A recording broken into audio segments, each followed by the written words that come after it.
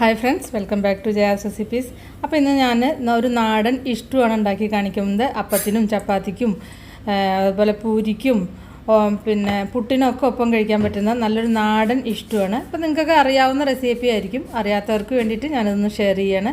അതിന് വേണ്ടിയിട്ട് കുക്കറിൽ ഞാൻ വെളിച്ചെണ്ണയാണ് ഒഴിച്ചിരിക്കുന്നത്. വെളിച്ചെണ്ണ ആകുമ്പോഴാണ് അതിൻ്റെ നാടൻ ഫ്ലേവർ കിട്ടുള്ളൂ. അതിലേക്ക് പിന്നെ ഒരു 2 സവാളയാണ് എടുത്തിരിക്കുന്നത്. 2 വലിയ സവാള. ഈ കാണിക്കുന്ന പോലെ വലിയ കഷ്ണങ്ങളായിട്ട് ഇട്ടാൽ മതി. നമ്മൾ നൈസായിട്ട് അരിയരുത്. കുക്കറിലല്ലേ ഒക്കെ കൂടി പിന്നെ പൊടിഞ്ഞു പോകും. അപ്പോൾ വലിയ വലിയ കഷ്ണങ്ങളായിട്ട് അരിഞ്ഞെടുക്കുക. അപ്പോൾ ഒരു 2 വലിയ സവാള എടുത്തിട്ടുണ്ട്. ഒരു ആവശ്യത്തിന് പച്ചമുളക്, പിന്നെ ഒരു വലിയ കഷ്ണം ഇഞ്ചി ചെറുതായിട്ട് അരിഞ്ഞത്, അല്ലെങ്കിൽ നീളത്തിൽ അരിഞ്ഞാലും മതി. ഒന്ന് ജസ്റ്റ് ഒന്ന് ഇളക്കി കൊടുക്കാനേ ആവാവൂ. പിന്നെ വഴറ്റരുത് കേട്ടോ. വഴറ്റി കഴിഞ്ഞ് കഴിഞ്ഞാൽ ആ സ്റ്റൂവിൻ്റെ ടേസ്റ്റ് മാറിപ്പോവും. അപ്പോൾ ഉള്ളി വഴറ്റിയ ആ രുചി വേറെയാണ്. അപ്പോൾ ജസ്റ്റ് ഒന്ന് ഇളക്കി കൊടുക്കാൻ മാത്രമേ ആവാവൂ. അപ്പോൾ ഇതത്രയും വേണ്ടു. ഒരു 30 സെക്കൻഡ് അത്രയൊക്കെ ഒന്ന് മിക്സ് ചെയ്താൽ മതി. അപ്പോൾ പച്ചമുളക് എരിവിനനുസരിച്ച് എത്രയാണെന്ന് വെച്ചാൽ ചേർത്ത് കൊടുക്കുക.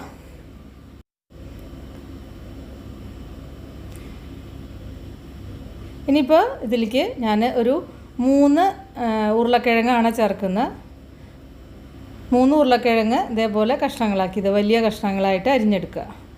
ഇതേപോലെ അരിഞ്ഞിട്ട് അതൊന്ന് ജസ്റ്റ് ഒന്ന് മിക്സ് ചെയ്യുക. അതിൻ്റെ ആ റോ ടേസ്റ്റ് ഒന്ന് പോവുക, അത്രേ വേണ്ടൂ.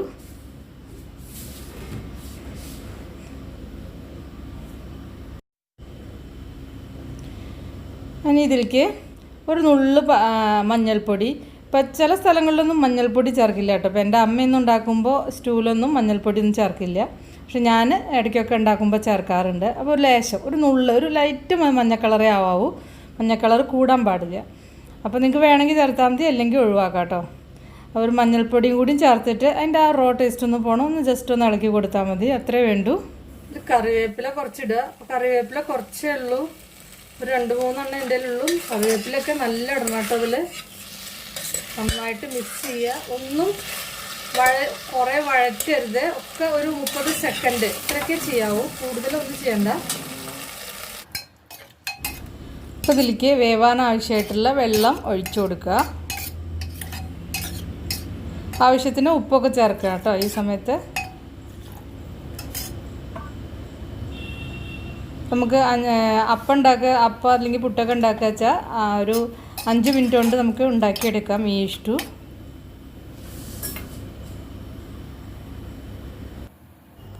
ഇനി ഇത് നമുക്ക് അടച്ചു വെച്ചിട്ട് ഹൈ ഫ്ലെയിമിൽ ഒരു 2-3 വിസിൽ മതിയാവും. പൊട്ടറ്റോ പിന്നെ ഒണിയനൊക്കെ വേവാൻ അധികം ടൈമൊന്നും എടുക്കില്ല, പെട്ടെന്ന് വെന്ത് കിട്ടുന്ന സംഭവമാണ്. അപ്പോൾ ഇതാ അതിൻ്റെ പ്രഷറൊക്കെ പോയി. അപ്പോൾ ഇതാ നമ്മളുടെ കഷ്ണമൊക്കെ വെന്തിരിക്കുന്നു. ഇനി ഇപ്പോൾ നിങ്ങൾക്കിത് നല്ല കട്ടി വേണമെങ്കിൽ ഈ പൊട്ടറ്റോ ഒന്ന് ചെറുതായിട്ട് കയ്യിലുകൊണ്ട് ഒന്ന് ചെറുതായിട്ട് ഉടച്ചു കൊടുക്കുക കേട്ടോ. അപ്പോൾ ഉടച്ചു കൊടുത്തു കഴിഞ്ഞാൽ കുറച്ച് ഇതാവും. ഇപ്പോൾ ഞാനിത് വേവിച്ചപ്പോൾ കുറച്ച് കൂടുതൽ സമയം അറിയാതെ വെച്ച് പോയി. അപ്പോൾ ഇത് പൊട്ടറ്റോ നന്നായിട്ട് ഉടഞ്ഞു. അപ്പോൾ പിന്നെ ഉടച്ചു കൊടുക്കേണ്ട ആവശ്യമൊന്നും ഉണ്ടായില്ല. ഇതിലേക്ക് ഞാൻ ഒരു 3/4 കപ്പോളം തേങ്ങാപ്പാൽ, 1/2 മുതൽ 3/4 കപ്പ് ഒഴിക്കാം കേട്ടോ. 3/4 കപ്പാണ് ഞാനിപ്പോൾ ഒഴിച്ചിരിക്കുന്നത്. അപ്പോൾ ഒരു 3/4 കപ്പ് തേങ്ങാപ്പാൽ, കട്ടി തേങ്ങാപ്പാൽ ഒഴിക്കുക. ഇത് ഇരുന്ന് കഴിഞ്ഞാൽ ഇനി ഒന്നും കൂടി കുറുകുകയൊക്കെ ചെയ്യും.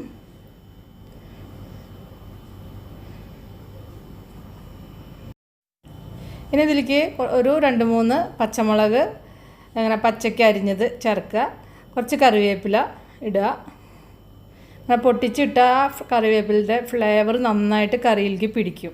അപ്പോൾ ഒന്ന് പിന്നെ കറിവേപ്പില എപ്പോഴും നമ്മൾ ഇടുമ്പോൾ ഒന്ന് പൊട്ടിച്ചിട്ട് കഴിഞ്ഞാൽ അത് വളരെ നല്ലതാണ്, ആ ഫ്ലേവർ നന്നായിട്ട് പിടിക്കാൻ വേണ്ടിയിട്ട്. മുഴുവനായിട്ട് അങ്ങനെ ഇടുന്നതിനേക്കാൾ അങ്ങനെയാണ് നല്ലത്. ഇനി ഇതിലേക്ക് ഞാൻ കുറച്ച് വെളിച്ചെണ്ണ, പച്ച വെളിച്ചെണ്ണ കുറച്ച് ചേർക്കുകയാണ്. ഒരു 1-2 ടേബിൾ സ്പൂണ് ചേർക്കുക. നമുക്ക് എത്ര വേണ്ട വെച്ചാൽ അതിൻ്റെ ആ ഒരു ഫ്ലേവറൊക്കെ കിട്ടും സ്റ്റ്യൂവിൻ്റെ.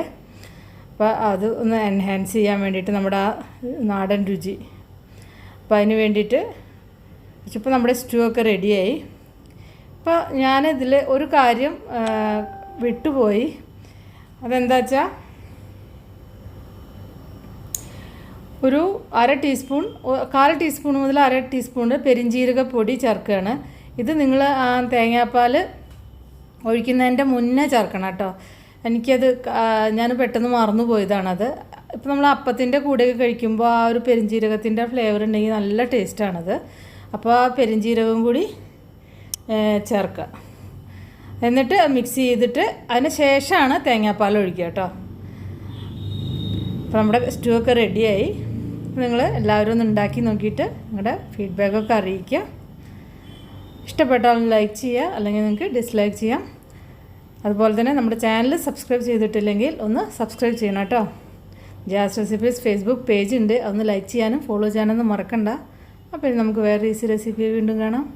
താങ്ക്